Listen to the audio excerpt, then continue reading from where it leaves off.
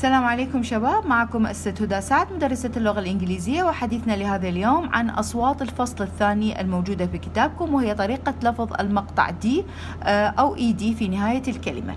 طبعا يلفظ بثلاث حالات. الحالة الأولى مثل ما تشوف إنه المقطع دي أو إيدي راح يلفظ بالصوت تي إذا جاء بعد الأصوات التالية، يعني هذه أصوات إذا إجا بعدها الإيدي فراح يلفظ عندك بالتي.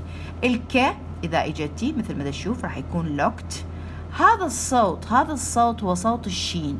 هذا صوت الشين يتكون من الحرفين التاليين الاس مع الاتش، فإذا أجوا هذول راح يكون عندك صوت الشين فراح تلفظ الكلمة بكاشت.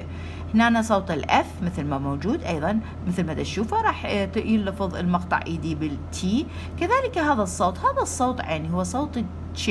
هذا صوت التش يتكون من التقاء الحرف سين مع الاتش. هذا تش يتكون من التقاء الحرف سين مع اتش، مثل هنا punished راح يلفظ عندي بالصوت تي. كذلك البي مثل ما تشوفه هنا، والاس. حتى ما ننسى هاي المجموعة اللي إذا إجتي يلفظ بها المقطع إيدي بالتي سميناها بكشف تشيبس.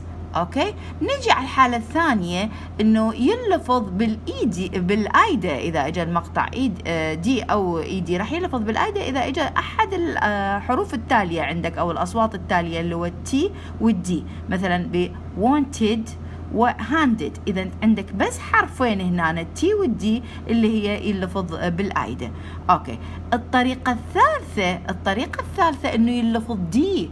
شو وقت يلفظ دي؟ يلفظ دي في حالة انه لا جتي الاصوات اللي هي بالفقرة الاولى ولا الاصوات اللي هي بالفقرة الثانية، يعني لا مجموعة كشف تشيبس ولا مجموعة التي والدي. فبهالحالة بقية الصوت كله راح يكون بصوت الدي.